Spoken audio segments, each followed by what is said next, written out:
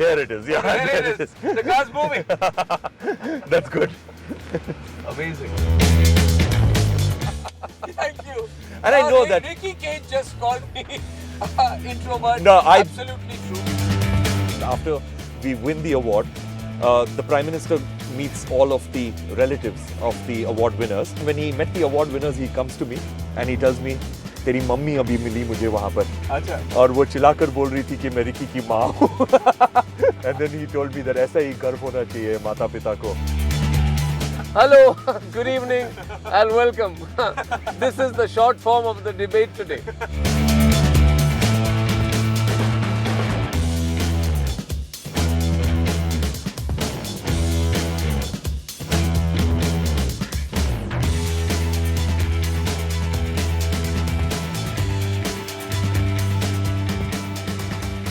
Some stories are driven by purpose, some by passion. But almost all stories that you see, which are success stories, are driven by that one thing, tenacity and absolute commitment.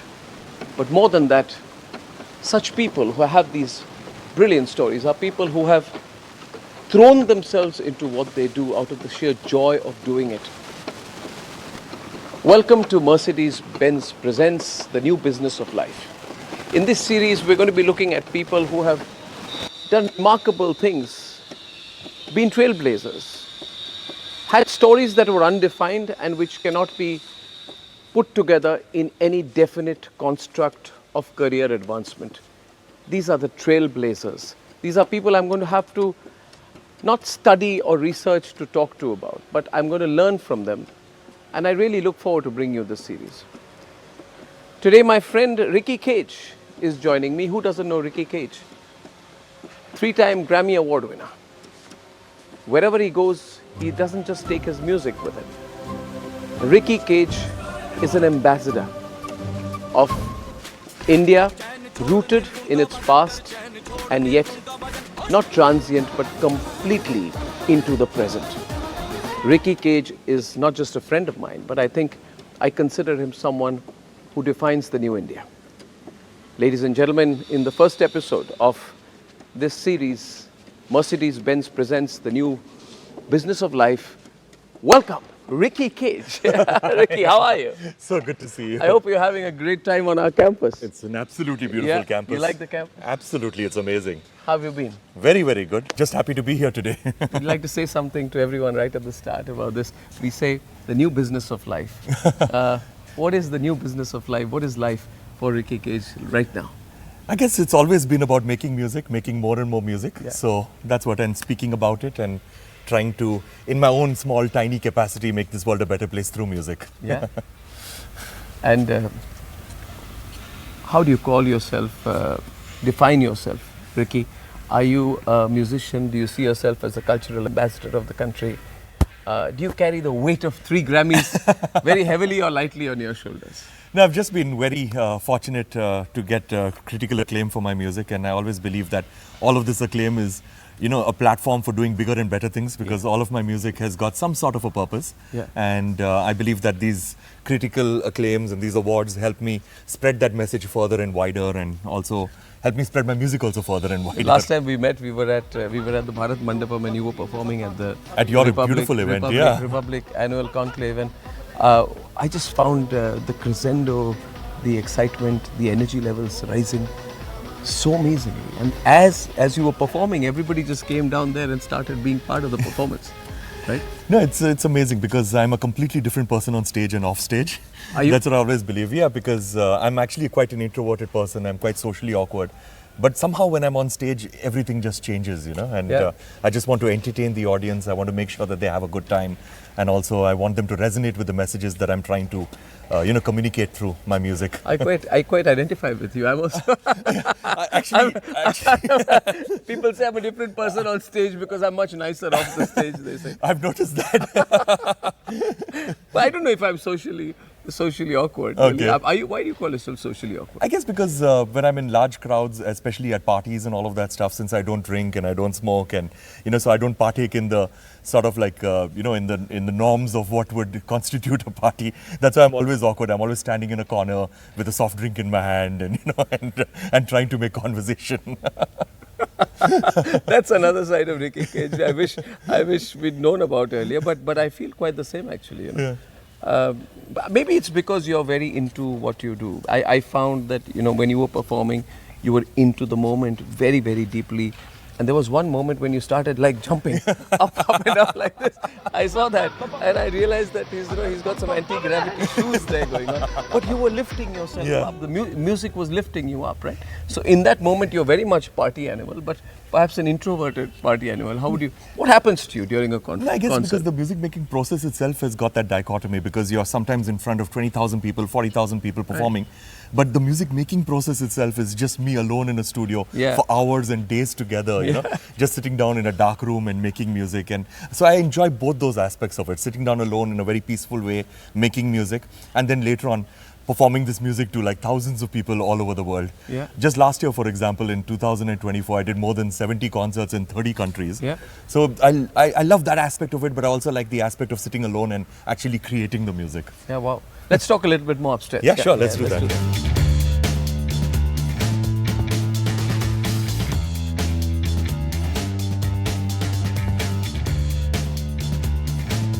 So Ricky, let's just let's sit down and have a chat before we get into the car today. Yeah, let's sit in the balcony, taking in the little bit of the autumn sun, as they say, the autumn sun of Noida. Yeah. Here's for you. This location itself is quite amazing. You travel like a lot. Yeah. You're traveling, you're living out of a suitcase how many days in a month? So I'm at home about 6 or 7 days a month. I'm grateful for the 6 or 7 days because I get to spend time with my dogs. 6 or 7 days, that's all? That's it, yeah. Otherwise I'm always on the road here, always traveling. Is that a tough life? So the thing is that every time I travel and I go through an airport, I always wonder that why am I doing this to myself? Why am I doing this to my body? But then when I go to the other end and the concert goes off well, then your brain tends to forget about all the hardships and we just wonder that when are we going to do this again? So that's what happens to me all the time. I just end up forgetting all the hardships and I just celebrate. Life is also about keeping a balance between your work, your body, your mind, your soul, your personal and your professional. So I wondered, 25 days a month on the road, right, Ricky? So how do you keep your personal discipline? Like I like to keep my routine, Correct. I give my routine to my office like 1 week in advance and again 24 hours in advance. And I like to know what I'm doing every minute. Do you lead a structured life? Are you disciplined about your habits? Actually, you know what, because I've been a professional musician for the last, I think, 26 years now. Yeah. And for me, I've not had this whole problem of work-life balance because, and for that same reason, I've never taken a holiday in the last 26 years, simply because Welcome to the club. Because and I'm sure you'll agree with me that I felt that I've been on a 26-year holiday, Yeah, I know. Because I love what I do, and people tell me that why don't you go to this island destination or why don't you go to this hill station, spend a couple of days. But then I wonder, what am I going to do over there? I'm going to end up taking my whole studio there and sitting over there and making music. So my idea of a holiday, like if I've got a few hours of free time or a day free, my idea is just to sit at home and relax and not go through an airport and not have to pack a bag and not have to travel, Yeah. That's tiring. Yeah, it is very, very tiring. And doing that on a holiday, doing that just for a holiday does not make any sense for me. So you were saying, who's at home, right? Tell me about your parents. Your parents have had a great impact on your life. Absolutely. Every time you get a chance, I see you talking about them whenever I read up about you, about Correct. what they've done to make Ricky Kej, right? So tell me, how were you as a kid? What's your family background like? So my dad's a Marwadi. He's from Rajasthan, from Churu. Yeah. And my mom's a Punjabi and from Punjab, but lived in Mumbai for most of her life. Yeah. And she's a huge, huge, huge fan of yours. And I'm very grateful that the last time we met, you made a video for her, and she was thrilled. She was so wonderful. And she was thrilled. I just want to tell everyone watching this that last time we were at the Bharat Mandapam and Ricky was there, he was performing. And he said, I have one request, will you talk to my mom? Yeah. And then we had a video call with her that time, right? Absolutely. And she was so loving. No, she was amazing, and she watches your show every night and all of that stuff. So she's a huge fan. And so my father is a doctor. He's a very passionate doctor. He's about 83 or 84 right now. And he still goes to the clinic for about 8 hours a day. Yeah. He still practices even during the COVID pandemic. He would see up to 100 patients a day. And amazing. Of course, that was a huge problem for us because he would have to isolate from my poor mom during the entire pandemic. But he was very adamant that, you know. He was doing his work. Yeah, he said it was that. his duty. Exactly. He said that if I'm not going to do my duty now, when the world needs me the most and when my country needs me the most, then what's the point of me being a What doctor? were you doing during the... How was it to be locked up for you during the pandemic? I was making music. You were making music? Yeah, because... Like were you in your own studio, your own world?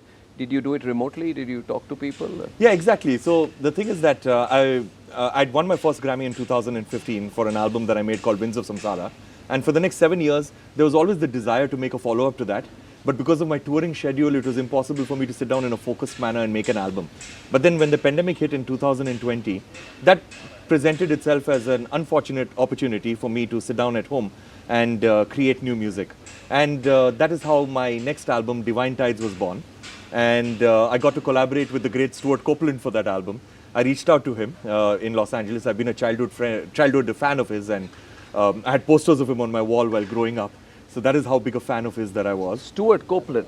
Stuart Copeland is the former drummer of the Police, and I'm sorry for the what do you call it, the present generation, if they if they don't know about Stuart Copeland. But people like Stuart Copeland, people like the Police, people like Billy Joel, they are timeless, right? So Stuart Copeland was the drummer of the Police, and you approached him. Correct. And for your second Grammy. Yeah, for my next album. Yeah, for your next album. And numerous publications has called him the greatest drummer in the history of music and all of that stuff. So I approached him, and I still, even though we've shared a beautiful relationship right now and we finished 3 albums since then, I believe that he would have never worked with me if it wasn't for the pandemic, because even he was, stuck at home in Los Angeles. So he agreed to take this journey with me and create this album. So him in Los Angeles, me in Bangalore, working remotely. How do people create music when they are not physically together? So there is... where's the vibe? Don't you need to vibe together to do it? So that is what. We would speak to each other every single day. We would send each other messages, send each other pieces of music. We would record remotely. And I changed my sleep timings so that I could match his, because when it's AM over here, it's PM in Los Angeles. So I started sleeping in the daytime and working in the nighttime so that we would have instantaneous feedback with each other. Why did you want to work with him alone? I guess I was a huge fan of his. So it was a dream to actually work with him. So it was more about me trying to outreach what I could grasp. And I reached out to him and I thought, what's the worst that's going to happen? He'll say no. But he did say yes, and it was a dream come true, as I said. And so up until then, whatever music I would make, I was in complete control of my music. And I would decide what would go into the song and what would not. But here I was working with a legend. Yeah. And so I'd made a very strong decision that how I'm going to work with a legend is that whatever he asks me to do, I'm just going to do it. Okay, whether I feel it is wrong or right, I'm just going to do it. And I'm going to live with that for at least 2 weeks. And at the end of 2 weeks, if I still feel what he asked me to do is wrong, then I'm going to voice my opinion. And there were about 40 or 50 times during the year that we made the album where I felt that this is not going to work. What he's suggesting is not going to work, or what he recorded is not going to work. But I would shut up, okay? How would he convince you? Did he need to convince you? No, I would just do it. I would just do whatever he would ask me to do. Give me a real example of that. Okay, it's like, for example, there was this particular song on the album. It was called Art of Devotion. Art of Devotion. Art of Devotion. Okay. So in this particular song, he played an actual drum set. Right. And I felt the drum set is too powerful for that kind of a song, which is a more meditative song. So I did not voice my opinion. He sent me the drum set recordings, and I just put that into the song, and I said that, okay. I mean, I thought to myself that I'll live with that for 2 weeks. It was too overwhelming? It was too overwhelming. It was too powerful. And he, being a rock musician, I felt that he's probably taking it in the wrong direction. And so I did not voice my opinion. I kept it for 2 weeks. I listened to it for 2 weeks, and at the end of 2 weeks, I fell in love with what he did.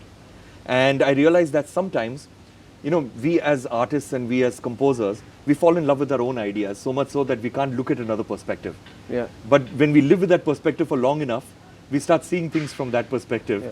And we start realizing that probably, my vision of getting from point A to point B, my idea of getting from point A to point B was the wrong idea, and maybe somebody else achieved that that pathway for getting from point A to point B, and that's what would happen. That's such a great lesson in life. It is a huge lesson, and that happened many times, where he would do something and I would feel that it is wrong, and then later on I would live with it for 2 weeks, and I would realize in every single situation that the guy is a genius, and he is achieving the vision that we are trying to reach in a much better fashion.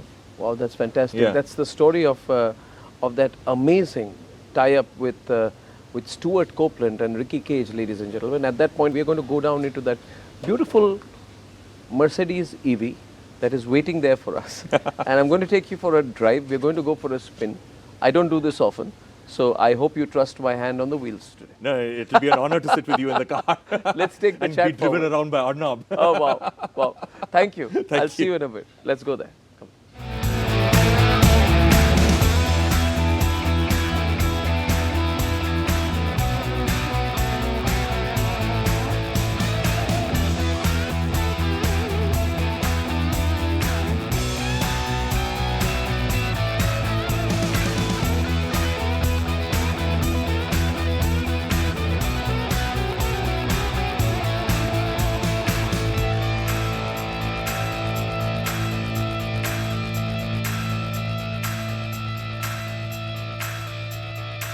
Okay, Ricky, Yep. let's get into this wonderful drive that awaits us. Yeah. And we got this EQS EV of Mercedes, and I'm going to take you for a little spin. Yeah, without any emissions. Without okay. Come on, come. Let's go. So, I can't say that I'm the best person on the wheels, but it's entirely your risk. I don't mind taking that risk. You don't mind taking the risk, okay. Let's strap up. I tell you, Rick, this place where we are right now, this studio space in Noida, this is, I always tell people who have come here that this is like a new India, which is happening here right before us, you know. So, one second. Why am I not being able to switch on the car? I think it is on. It's on. It's on? And then I think you just have to put it to drive. Okay, thank you for helping me with this. Is it? No, it's not on. 1 minute. Now it's on. Now it's on. No, it's on. Okay. Put it to drive. Yeah, and then hit the accelerator. Now it's on. Now you can it's hit on. the accelerator. Yeah. I think it should work. Let's see. Is it on drive? It is on drive. Just hit it down once. Yeah. Okay, Now let's go. hit I the think it's. I think it's Yeah. gone now. This is the amazing thing about these cars. Okay, shall we There go? it is, yeah. Okay, there it is. The car's moving. That's good. Amazing. So Ricky, I was saying to you that Yes. this whole area Yeah. where our campus is, Correct. which is in Noida, sector 158, is the new India. Yeah. A lot of India is being built up around this place. Yeah. We have companies around our area which are high-tech companies. There are companies which are working in the area of drone technology. There are companies which are working in the field of robotics. Wow. So a lot of new stuff is happening around Yeah, this construction area. everywhere, A you lot know, of you see. construction Yeah. you will find everywhere. A lot of open roads. Yeah. When I came in from Mumbai, I found this to be a remarkable change. The amount of space that I was suddenly seeing all around me. Absolutely. You know? The amount of openness. Yeah. I was not used to it. Yeah. I'm a cantonment boy. I grew up in cantonments, a lot of space. But last 15 years I was in Mumbai. So I don't know what this looks and feels like to you coming from No, it's a Bangalore. lot of open space. Yeah. Lots of hope you can see around over here. Yeah. Lots of hope, yeah. I think that's a good way of putting it. Correct. Yeah. Do you remember your growing up years in Bangalore? Tell Yeah. me about it. Yeah, Bangalore. I live in this place called Indiranagar in Bangalore. Okay. The place was pretty much in the middle of nowhere when I was growing up. Okay. Right now, it's become the heart of the city. It's completely commercialized. Yeah. I remember we did not even have any neighbors, but now there are apartment buildings on all four sides of my house. Yeah. And lots of commercialization, some of the best restaurants, and I very love commercialized. I love Koshis in Bangalore. Oh, it's beautiful. It's got a very nice vibe and a very old-time vibe. Yeah. I love Koshis too. I just love sitting over there with a cup of coffee and conversing with people who come in over there because everybody knows each other over there. And you know everybody and everybody knows you. Yeah, I mean that it's Bangalore at the end of the day. So tell me about your school and college. Like, I was told you're actually a dentist. That's something that I try to keep a secret. You're a dentist. I But can't believe it. I've always wanted to be a musician, and there was no doubt in my mind that I wanted to be a professional musician. Yeah. But my father is a third-generation doctor and an Indian parent, as you know. Okay. And so he did not articulate it in his mind that I wanted to make music a profession, and he never thought that music could actually be a profession. Okay. So I mean, there was a lot of arguments in our family when I decided that I wanted to be a professional musician. Huh. A lot of drama at home. Really? And then we reached a compromise Yeah. that I would finish off a degree in dental surgery, and once I got that degree, my parents would never question me again for the rest of their lives. So I went to 5 years of college. At the end of 5 years, I did not know anything about dentistry, but I got a degree. And This is quite amazing because I remember when I was doing my +2 and Yeah. I was in Jabalpur. yeah, I was studying in a Kendriya Vidyalaya. yes. And I had this combination of physics, chemistry, biology, English, and maths. I had the same combination. And I was PCMB. very bad in maths. Yeah, same I- here. I- Same here. I decided that since I did not understand elementary mathematics, I would turn it into philosophy. So I started saying things. I told my maths teacher once something like they said I. So I said, "Tell me what is the square root of I?" And then when I was being told that I was being stupid, then I would try and give a very philosophical reply. So I lifted mathematics to the level of metaphysics. Philosophy, yeah, metaphysics. I won't tell you how I almost failed. I think I failed in mathematics in class 12. I've me, I never used to told always- anyone. I've never told anyone that before. Wow. I'm making a confession that I failed in mathematics in class 12. But I made up for it because we were top best of 4, you know. Oh, okay, got it. But my father also never insisted that I That was should be a nice. doctor. I gave the medical entrance. Yeah. I got through the medical entrance, but my parents never pushed me to joining the medical college. And they must be wasn't- super proud of you now. Yeah, they are very happy with me. But what about you? Did your parents? No, did so your parents. my how did they react to your musical career? So, while I was doing my dentistry, my musical career had already started professionally. I was already making money and I'd become completely financially independent by the time I was in my third year. So what kind of music? What kind of gigs? I used to play in rock bands at that time. It was primarily rock bands and heavy metal bands and things like that. What college kids are used to. So we would travel around India with the band to various college festivals and things like that. And we had become pretty popular at that time. The band was called Angel Dust. Angel Dust. Angel Dust, yeah. And who were you idolizing? So at that time, I did not know the meaning of Angel Dust. Angel Dust is basically a drug, but I was not aware of it at that time. I was not aware of it till now. Same here. Thank God you didn't call it something else, myth or something. But much Very later, bad, much later, I you got sure to know you about didn't it. know? No, I did not know because I was 19 years old when I joined that band, and the second youngest person in the band was 28 years old. So I was like the baby in the band. Okay. And what you were doing you were doing the Keyboards, sort of yeah. Keyboards. I was then playing also- keyboards, yeah. and Have you know, always done keyboards? Yeah, I've always been a pianist / keyboardist. Okay. And then later on, I brought in a lot of technology into my music. Okay. A lot of softwares, a lot of computers and things like that. Yeah. So that's what I enjoy doing, and I love conducting orchestras and working with large ensembles. It's a variety of things. I love working with African choirs, love working with ethnic instruments from different parts of the world. Yeah. So all of these things find its way into my music. Yeah. And I believe that when I started off my musical career, I did a whole lot of commercials for television and radio. Okay. And including for Mercedes. Even in college. Yeah. Including for Mercedes. Yeah, and that was mainly in college and a little bit after college, a few years after college. Okay. And I believe that was a good time in my career because every day was a different challenge. Like, for example, yesterday I would have composed a Tamil folk jingle, today a hip hop jingle, tomorrow a heavy metal jingle.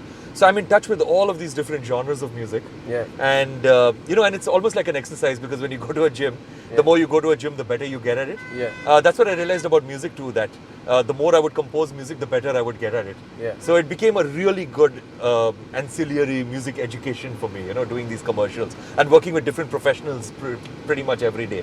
So I love that part of my career. Do you remember any particular jingle you did? Yeah, I did a whole lot of jingles for.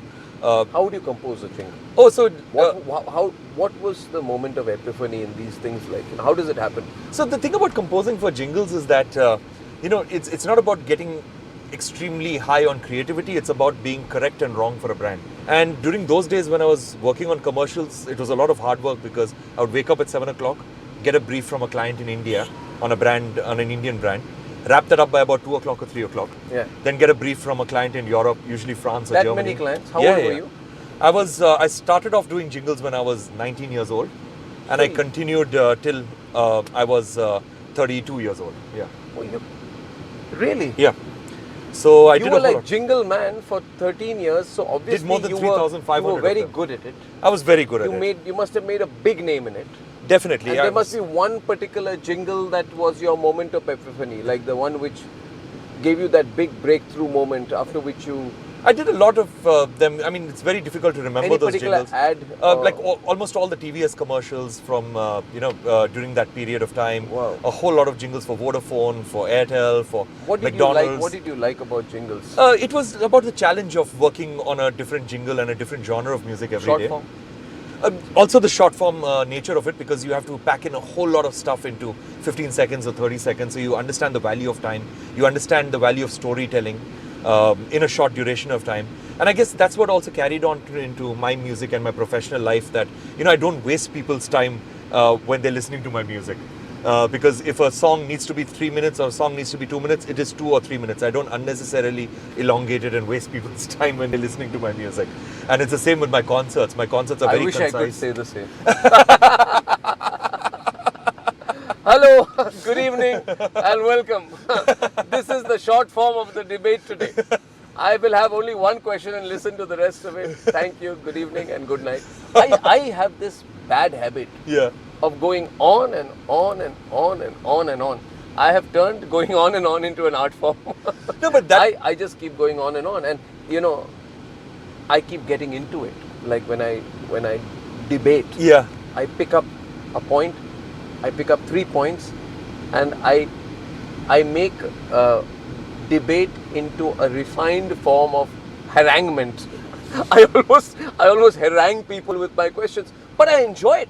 No, I am into it, and I just said at the introduction that when I saw you do your music, what I love about you, and I'm going to play this video over this, is when you start jumping up and down. I mean, it happens naturally. So that jingle is a different form. Yes. What you do on stage now is different. Absolutely, because jingle is restricted to the studio, and that's it. That's recorded in the studio. Recorded in the studio. It's not shot. And there is no audience. And you're not even credited for it. So what is the critical feedback you get? How do you know? When there is a performance, then you are performing, you're obviously absorbing the crowd, and you know whether it's working. Correct. How do you know whether a jingle is working? It's only the client? It's only the client. It's only the client, and if they come back to you for another one, that's about it. Yeah? Yeah. They come back to you for another one and they say that, okay, the previous one worked out. Have you got rejected, Ricky? Many times. Rejected? Many times. So, and that's the beauty also of composing music for other people, like what I was doing with jingles, is that when people are paying you thousands of dollars to actually create a piece of music, they're not going to mince their words when they do not like it. And that's how I developed a thick skin and thick skin for feedback, and also started taking feedback constructively, because they're not against you personally when they do not like a piece of music that you composed for them. But it's so subjective, Ricky. It's so subjective. No, it is subjective. I mean, it's like someone, just coming and telling me, I didn't like your debate last night. And if you were to ask them, what did you not like? Well, I don't remember, but I think you were shouting too much. And that's a very subjective thing. If people don't know what you're shouting for, similarly, you must have your own moments of rejection when you feel that the person rejecting you is maybe ill-informed. Does that happen?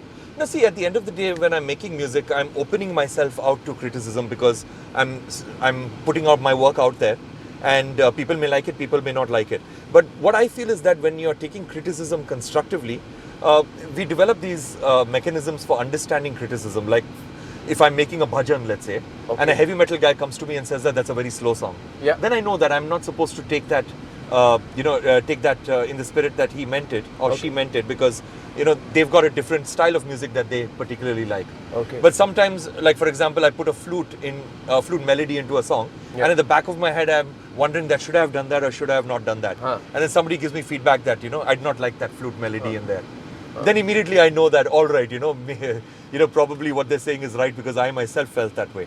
So you need a third-party opinion sometimes? Sometimes you do. But tell me about a moment of rejection. Let me take you back, because I love anecdotal stuff. I want you to give me a throwback.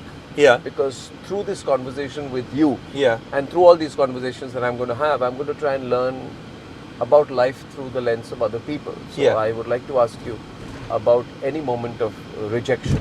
I mean, success comes easy. Everybody wants us to sit in this beautiful Mercedes car and talk about success. But I would say, what was rejection for you? Give me a moment of rejection. How you dealt with it. So I guess I'm just wondering what could I talk about a moment of rejection.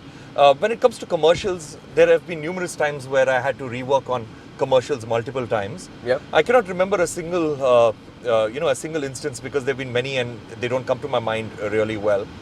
But when it comes We to... just talked about Stuart there earlier Yeah. when he told you Correct. about something that you were doing which you felt was okay.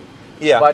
But which was not. And later the changes that he made to your music grew on you. Similarly, was there a time when any client or business associate told you that the music you created? Yeah, so an example of rejection, Yeah. a funny example actually, is that there was this luxury clothing brand where the advertising agency came to me and said that we need to make a jingle for this. Yeah. And it went to many, many iterations. I remember I gave them about 10 options. All of them were rejected and they would not give me a reason for rejection. Then I told him that, why don't you ask the brand to speak to me directly and let them brief me. Maybe there can be some inspiration over there because probably some stuff is lost in translation with the agency in between. So then the brand manager came to me and she told me that, what I want this jingle to sound like? I want it to sound like a mix of a tube light and a piano. And then I'm like, what? A tube light and a piano? And then as you mentioned earlier, one has to get philosophical about it.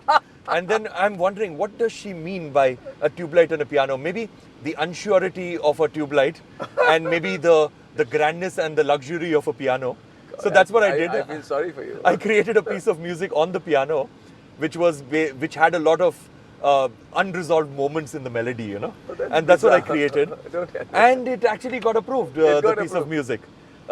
So, in music you have scales and you have rags. So what I did was that I created a piece of music using these principles, but with a lot of unresolved moments, where things were not tying in together and things were not closing in together. And she loved that, and that's what went on the luxury brand. Wow. So sometimes you have to get philosophical and you have to get into the psychology of the person who is trying to brief you because they do not understand music, but they understand a different plane of thought, and you have to sort of get it from their perspective. Yeah, but I think one of the things of as you live and you learn and you grow older and you learn is to be able to take feedback. Yes. And not let however much you achieve, whatever you do in life, to be open to feedback. Absolutely. That may be consumer feedback, that may be a person's feedback, that may be a family person's feedback. Exactly. It can be anyone's feedback really, So I think that's one thing of life, right? Yeah, because right now I create music only for myself and I create music that I believe that I like.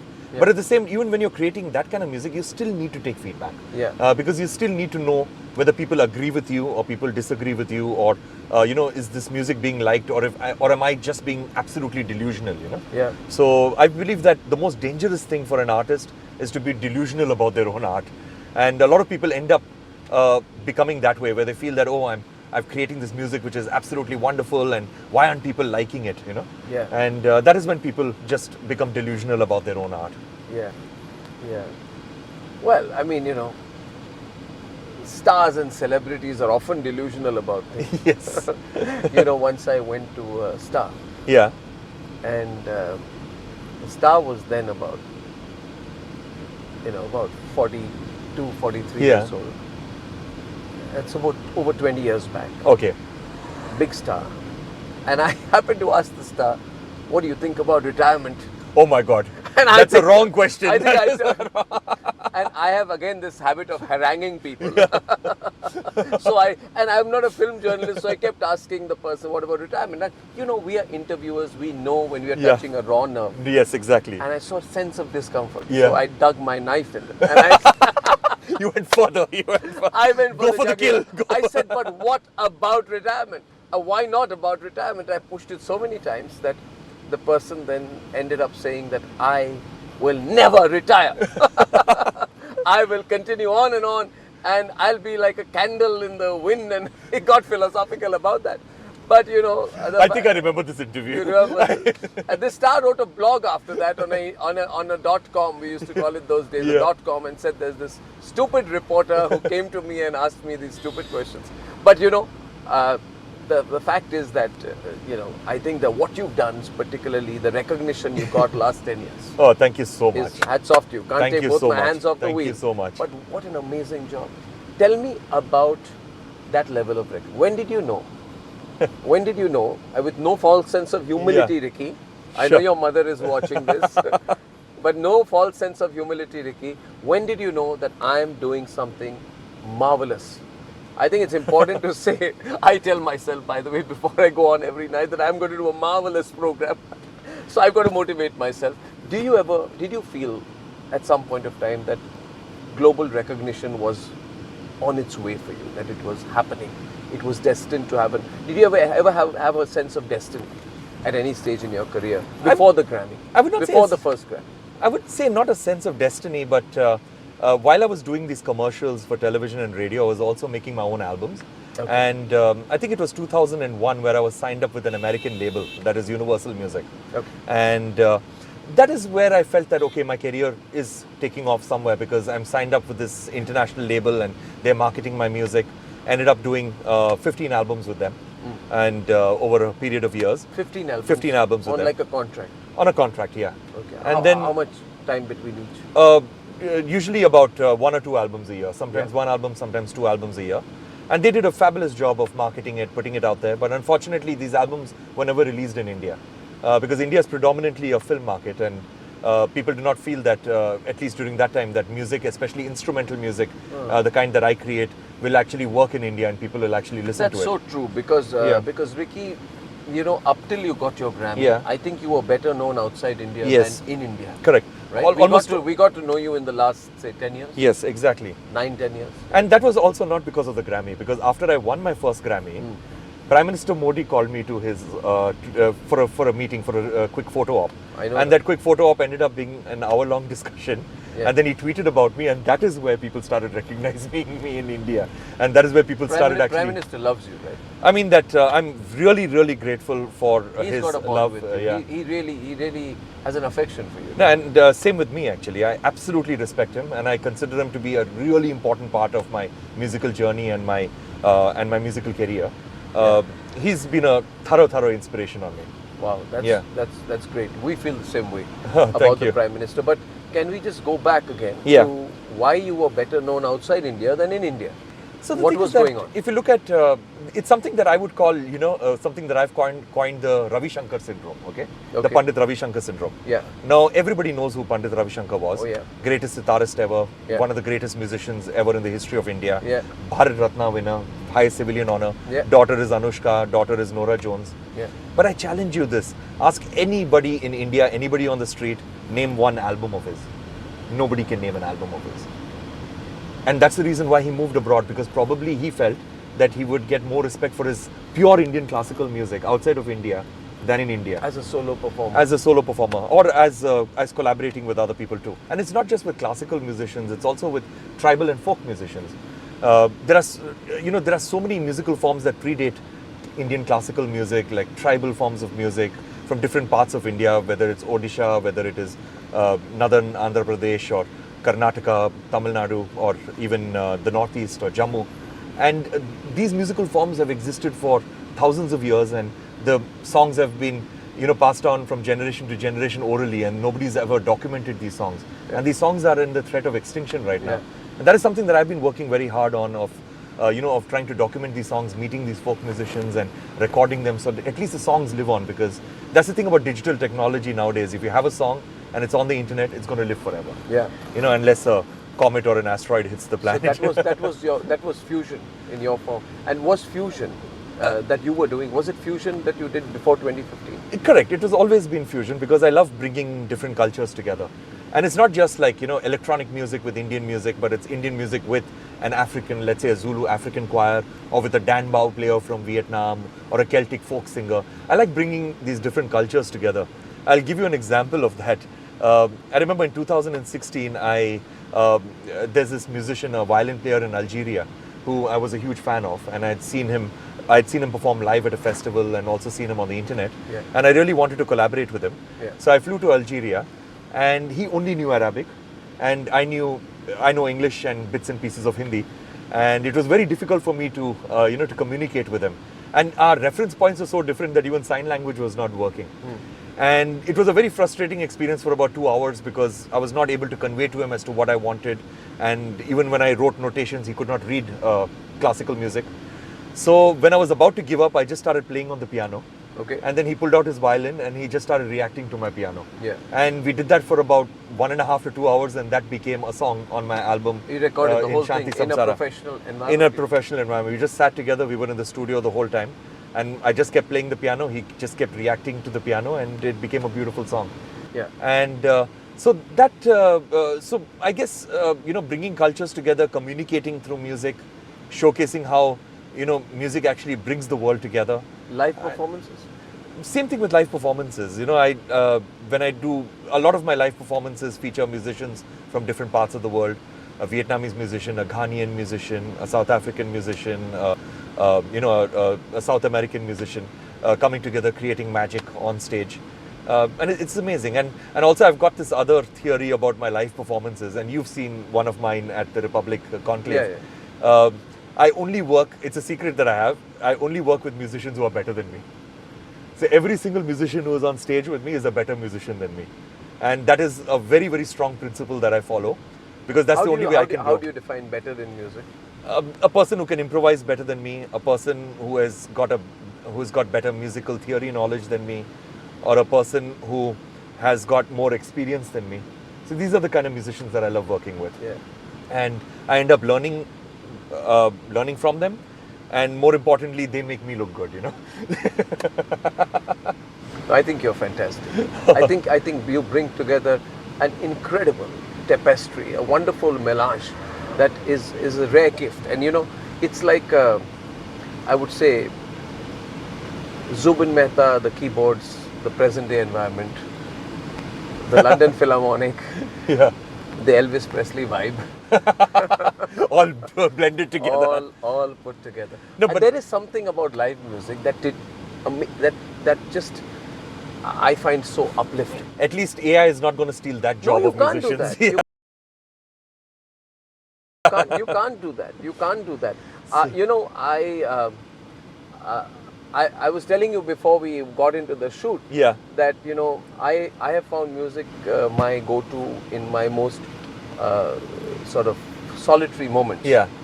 So when I was a student in the UK, I didn't have many friends, and I landed up in Oxford, which was academically very, very competitive environment. Absolutely. And I had deep academic insecurity Yeah. that I will not do well in my exams. So I Yeah. remember in those moments I went, and there's only cassettes were Yes, there. at that CDs time. had not come. Correct. Because I'm a few years older to you. So we had... No, I also we lived during we that had, time. We had cassettes. Yeah. This is 90s. And Yeah.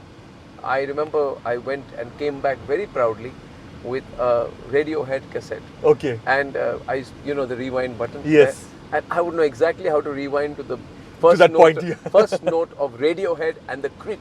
Yeah.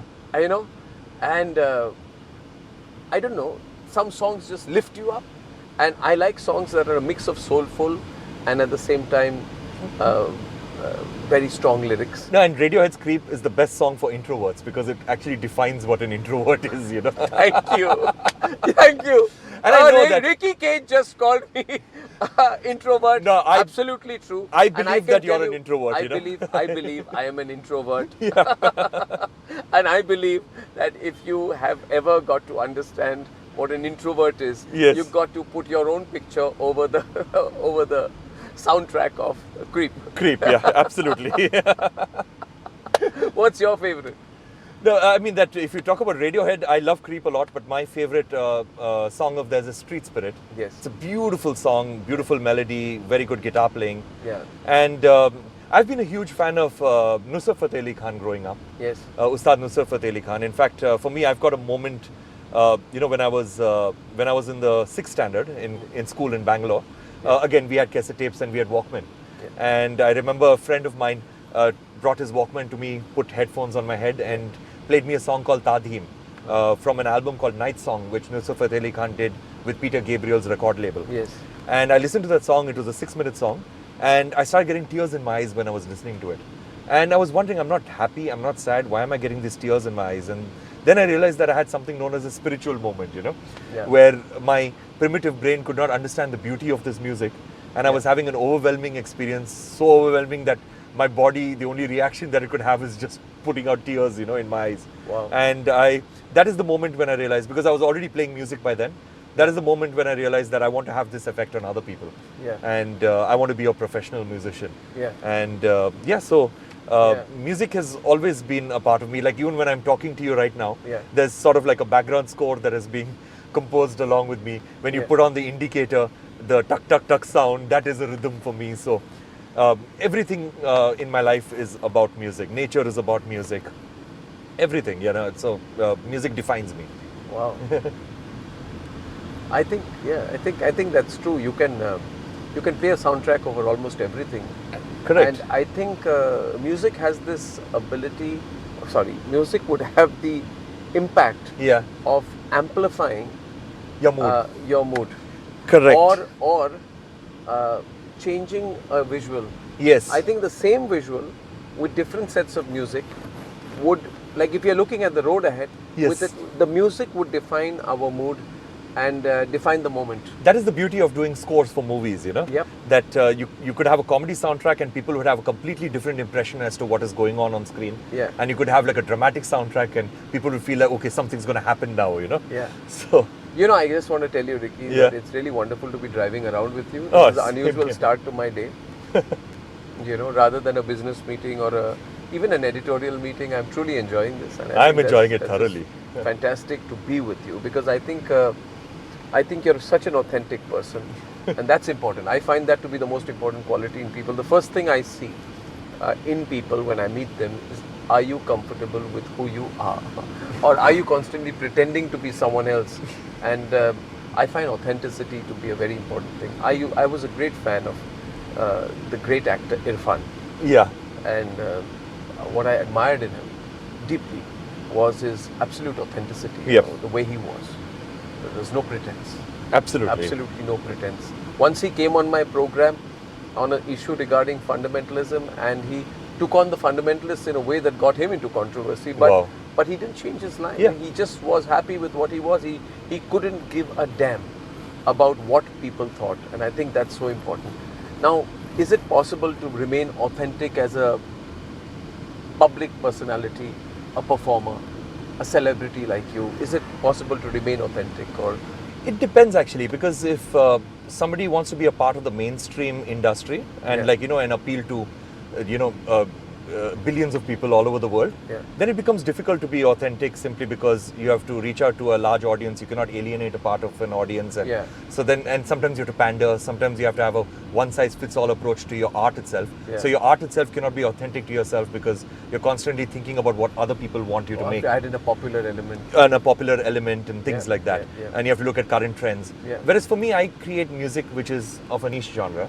So I create music that I like. And then for me, the struggle is to find people who agree with me and people who like my music. You know? So for people who create niche forms of art and who create niche forms of music, I think it's much easier to be authentic. I try to be authentic with my art form, with my music, with the styles of music that I create, and also in the way that I speak, when I speak publicly or when I do interviews. Pick up an issue, like sustainability, for example. What makes you pick up one issue? You are also, I think, a UN ambassador. A goodwill ambassador. Goodwill ambassador on sustainability. Correct. What do you have to do for that, and why did you pick that up? So I've always been two things in my life. I've always been a musician and an environmentalist ever since I remember. So I don't remember a time in my life when I was not playing a musical instrument, and I was an environmentalist before I even knew what the meaning of the word environmentalist was. And I remember while growing up, we had a home which was in the middle of nowhere, and we had a whole lot of creepy crawly animals that would enter our home on a regular basis. As you said with your campus, we would have snakes entering our home, we would have lizards and chameleons and frogs and rodents and insects. So I would see personality in every single animal when I would see them, and I would not run away from them. I would be drawn towards these animals. And as a child, in fact, I felt that I liked hanging around with animals more than I did with people. And I guess that was the beginning stages of my environmentalism. And later on, I found out what climate change was, and then I started reading about it, understanding it really well. And today, the only kind of music that I make is about it's about sustainability and various social causes around that. And that's the only kind of music that I make. That's the only kind of art that I'm interested in, about giving out a message on this. But in the most entertaining way. And so that's why I try to stay authentic to myself, where I only speak about topics that I feel strongly about. I don't mince my words when I talk. When I admire somebody, I absolutely admire them. When I don't admire somebody, I don't talk about them. So I try to be as authentic as possible. Yeah, that's so important. In a flashback. Yeah. In a flashback. Now I'll talk about the professional and the personal, right? Yeah. In a flashback, your personal, on the personal side, which is the one flashback moment which means the most to you, you know? On a personal side, so Yeah. it's very difficult for me to differentiate between my personal life and my professional life, because both of them are one and the same. But I would say, like, when we spoke about Stuart Copeland and we spoke about doing the album with him, that is Divine Tides. Yeah. Now, this happened during the pandemic. And the album, we worked together for about a year making the album. Yeah. We got nominated for a Grammy Award in 2022. Yeah. And I'd not even met him in person, because that was how the pandemic was. And during that time, I was going through a huge personal crisis, and he was sort of advising me through it. And we both had become very, very close. I would call him a father figure, but he would say more like an older brother, because he's got children who are older than me. And then we had to go to Las Vegas for the actual Grammys. And that was the first time I actually met him, and I hugged him for the first time.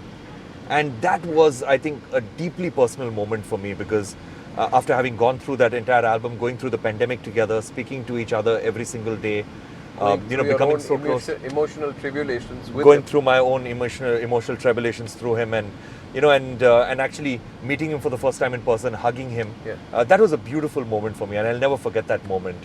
And usually when you collaborate with somebody on such a close level, you don't want to work with them again. That's how it normally is. And on both sides, we ended up doing another 2 albums together. We've done concerts together. So I consider him to be a very important part of my life. Yeah. And that was a beautiful moment for me, the first time when I actually hugged him in person. What's more meaningful to you, the 3 Grammys or the Padmashri? 100% without a doubt the Padmashri. Because the Grammys, of course, it's the biggest music award on the planet. But it's given to you for a particular project. Right. And also it's an American award. Even though it's said to be like the Olympics of music and it's an international award, it's at the end of the day an American award. And I'm very grateful for the Grammys, there's no doubt about it. But the Padmashri is about a lifetime of doing what I'm doing, of art. And also given to me by India and by the President of India in the presence of Prime Minister Narendra Modi ji. It was a beautiful moment, and I remember receiving the award. Of course, the announcement is made during the Republic Day, and it was amazing to hear that I had won that award, and receiving the award from the President. And I remember walking up to the President, and I saw Prime Minister Modi seated right there. So I was compelled to walk up to him and touch his feet and get his blessings before I actually received the award. And I remember, you could see that on YouTube, that when I went to touch his feet, his SPG, security guard got up immediately, Really? thinking that what's going on over there. How did the Prime Minister react? No, he immediately gave me his blessings, and I've met him many times before that. So, at least I would like to think that we share a beautiful relationship. And then I went and I collected my award for the President. She congratulated me, and my mother was there too, to accompany me for that award. She was super proud. And another funny incident that happened over there is that after we win the award, the Prime Minister meets all of the relatives of the award winners, and then he meets all the award winners. So he met all the relatives, and then when he met the award winners, he comes to me, he holds my hand with both his hands, and he tells me, तेरी mummy अभी मिली मुझे वहाँ पर, अच्छा, और वो चिल्लाकर बोल रही थी कि मैं रिकी की माँ हूँ. So I started laughing, and then he told me that ऐसा ही गर्व होना चाहिए माता पिता को. Parents need to have that kind of pride in their children. Yeah. And I loved that he told me that. It felt really good. And then when I told my mom that, she was thrilled. That isn't that the most satisfying moment for any parent, to be able to say कि मैं Ricky की माँ हूँ. That is, I would say, Ricky, that probably out of all your Grammys and your Padmashri, let me tell you, elder brother style, that probably that is your biggest achievement. No, true. That your mother goes to the Prime Minister of India and says, मैं Ricky की माँ हूँ. That is well done, Ricky. I'm actually tearing up right now when you're saying that. That It's beautiful. Is a beautiful moment. That is all your life's achievements rolled into one. Yeah. Right? That you can be a worthy child. Yeah. you know, and that's so important for you, you know. And I feel that, I feel you're an inspiring kind of person, you know. No, thank you so much. And in my professional life, I would say that, of course, winning my first Grammy award, Yeah. that was quite amazing, because I remember after my name was announced, and something about the Grammys is that the only time you can come to know whether you won the Grammy award or not is when the celebrity actually opens up the envelope and announces your name at the ceremony. Yeah. So sitting down in the ceremony, and they say, and the nominees are, and they announce the nominees. Were you anticipating? I was hoping, but not anticipating. Okay. And when they called out my name, of course, I jumped up and I went up on stage, collected the award, gave my acceptance speech. But all that I was thinking in my mind, and I remember that so clearly, that now nobody can stop me from making music till the day I die, you know. So this award will ensure that, you know, and give me the ability to make music till the day I die. And that was amazing. And I felt that now, you know, I can do whatever I love doing. Yeah. And it was a pat on the back.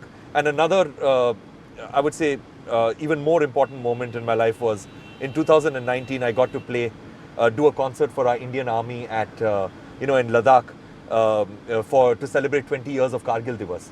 And the Army had invited me to do this performance, so it was a beautiful stage, because mountains on all four sides, the Shanti Stupa was my backdrop, and 12,000 soldiers in uniform were my audience, and over an hour concert.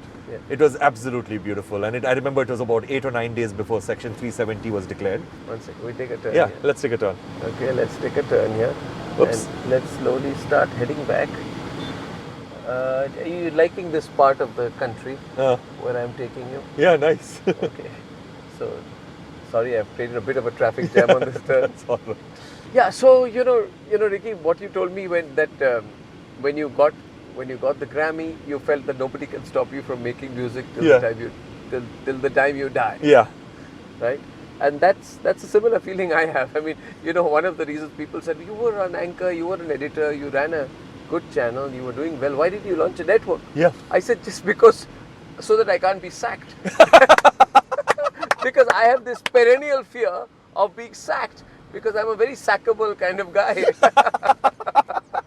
I'm not an easy guy for anyone to get along with. But I think you must be your own toughest boss, I'm very sure. I am very tough with myself. I am very frighteningly tough with myself, and I have this punishing schedule, and I keep demanding more of myself. Correct, and you must be having very high standards for yourself, for sure. God. Oh God, and I try to implement it on everyone else, and therefore I have reached the point of being sacked on many occasions. Wow. So one of the reasons I used to work very hard to get ratings, so that I couldn't be sacked, you know. And so, in my last job, the last job I ever did, I hope, till I launched Republic, the choice was between resigning and getting sacked. It came so close that I almost felt as if, you know, the owners of the Times of India group would they sack me first, or would I sort of resign first? And I chose to quit. Anyway, I'm talking too much today, I guess. No, did we have too much coffee? Because we are both non-alcoholic, I can assure you, and we are driving completely sane. Two introverts. On this weekday morning, two introverts. God. But you know, this is the story, that if you can continue to do your work, and do it well, for the rest of your life, on your own terms, that means it's your biggest achievement. Correct. And I have a friend, a very, very, very close friend. He lives in Kolkata. I won't name him. Great guy, self-made person. And I asked him once, so what are you doing these days, and what are you enjoying the most? And he said that the biggest gift that I can give myself, and the best thing that I have earned in life, my life's biggest wealth, is the time I have for myself, and I can choose what to do with my time. I'm also looking forward to a day when I can choose what to do with my time, and do what I think is worth my time, because very often we end up doing things because of commercial reasons or financial reasons or whatever reasons, right? Correct. And do you ever think that what would be, so I want to wrap up with this question to you, Ricky, that if I were to ask you, what would it be if you had no encumbrances on yourself, and no liabilities on you, and no responsibilities in that traditional sense, and if you were to just be free to do what you want with your time, right, for an undefined period of time, what is it that you would do? And how would you do it in as much specific detail as possible in this episode of The New Business of Life? So I think it's very difficult for me to answer that question because I'm really loving my life right now. Yeah. I really love what I do. I get to do these concerts all over the world. As I mentioned, last year was over 70 concerts. This year I've already touched about 50. Doing what I love doing, performing at all these venues all over the world, which I love performing at. Yeah.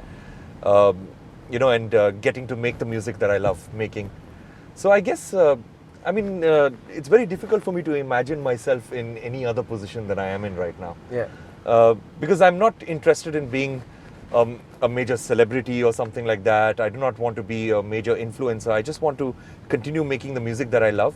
And right now there is, I believe that I'm becoming a better musician with every year. My career is getting better with every year because who would have imagined? I never imagined that at the age of 33 I would actually win a Grammy award. Wow. Because the Grammys itself was an unattainable dream. It wasn't even a dream, of mine. And then winning that Grammy when it wasn't even a goal, it wasn't a goal that I could ever dream to imagine, and winning that when I was 33. So it's impossible for me to make up these things, or make up any plans. Yeah. So I just go with the flow and I try to do the best I can with my music. And I'm very glad that I'm able to make the music that I want to make. Yeah. And who do you thank the most in your life? I guess my parents, even though my parents did not want me to be a musician. Yeah. I have to be extremely grateful to them. For one thing, even though they made me do 5 years of a degree, which I never ended up using. Yeah. But the thing is that my parents had money, okay? Yeah. And even though I never had to take money from them for my musical career was completely self-made, they gave me the gift of privilege, where I could make decisions in my musical career which were very risky, like not getting into Bollywood or not getting into commercial music and things like that. Yeah. Because I knew that if I fail, what's the worst that can happen? I just have to go crying to my parents and ask them for money, Yeah. And food would always be on the table. I would always have a roof over my head. So I guess they allowed me to be a huge risk taker, and get into this very niche career that I am in right now. Yeah. So I'm very grateful to them for that.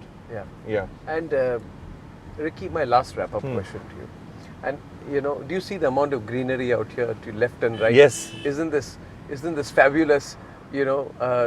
This place we live in, so underpopulated. You see a lot of nature around you. Yes. I particularly like this. Yeah. I love this drive. Every morning when I come to work, I love this drive. I love the sense of space and openness. It lets me think. So sorry, I took a little detour in the conversation, but Ricky, in the new business of life, this episode, I want to wrap it up with one life lesson that you want to give someone, right? Who would want to be broadly around your area or in your career, right? The world of music, performing arts, if I may say so. Yes. Performing arts. What would that be? What is the life lesson you've learned from being a performing musician, a creator of music, an artist? What is the life lesson that you can share which goes beyond your genre and your line of work? I would say that social responsibility is very important. Yeah. That's the one strong message that I would like to give, because nowadays we face so many problems on our planet, whether the environmental problems like climate change or, air pollution or plastics pollution, and so many social problems, which are all interrelated. I believe that, the biggest threat to us, as a species is, this thought that we have that somebody else has to make a difference. It's not my responsibility. Yeah. Like governments or intergovernmental bodies or corporations need to make a difference. When, the truth is that the only way we can bring about meaningful change is if we change our own behaviors. That's true. But the problem is that we've made ourselves believe that we are very insignificant, that if I stop using plastics, what difference will it make? It won't make a big difference. It does not make a big difference. Or right now we are driving in an emission-free vehicle, Yeah. Like, what difference will it make if I reduce my dependence on fossil fuels? True. But it does make a huge difference. And how do we encourage everybody to believe that, that we can be the change that we want to see in this world? We can make 1,000 speeches like I'm doing right now, or we can showcase a ton of scientific data and analytics, which is very important, but it will not make any difference. What is needed is for performing artists and musicians to take these complex ideas and thoughts and to simplify it through the emotional language of music and arts and storytelling, like what you do. Yeah. And and I guess when you hit people emotionally and you hit their hearts and souls, that is what will bring about meaningful change, and that is what will encourage people to bring about change. So I think every performing artist, every storyteller, every person in the media, I feel that should dedicate some amount of time to, to causes that they themselves believe strongly in, and drive those messages in a very, very beautiful and an emotional way. That's what I believe needs to happen. Well, that's beautiful, and that's a lovely note to wrap up this on. We're almost there in our studio. Yes. So I just want to say, Ricky, it's an honor to know you. Oh, honor to know you. It's a privilege to know you, and I relate to you a lot. I relate to you a lot, and I relate to your upbringing a lot. Thank you. I too have been very lucky to have very, very, very attentive and committed and loving parents, and I believe family matters. Yeah. I'm also very. And I met your mother. I had the pleasure to spend some time with her. Yes. She's such a wonderful woman. Yes. So I think this has been a beautiful conversation, and there was an essay about a car going at the royal speed of 40. I remember that essay, and since then I am loyally wedded to the royal speed of 40. My max is 60. So the only danger if you're driving around with me is that you'll get hit from the back. Otherwise you're safe. So no road rage with Arnab Goswami. No. No rage with Arnab. Thank you, Ricky. It's beautiful. Thank you. Thank you, Ricky.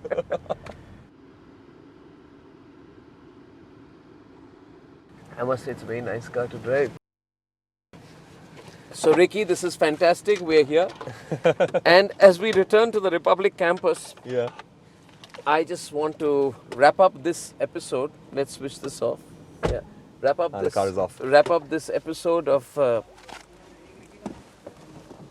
I just want to wrap up this episode of Mercedes-Benz brings you the new business of life by saying that this has been a learning for me. Yeah. And I think I've got my theme for the rest of the series is to meet That's great, inspiring people like you and get that one takeaway about what makes them marvelous. Wow. And what makes them distinct. For me, the biggest lesson in talking to Ricky has been that the one trait is of humility and authenticity. And that is a trait, whether you're in the corporate world, performing arts or media, will never take away, but only add to your shine. Wow, I'm very grateful. Thank you for that. Thank you so much. Thank you for doing this for us. Thank you for having me. Thank you. Thank you. I hope you enjoyed it, ladies and gentlemen. See you on the next episode.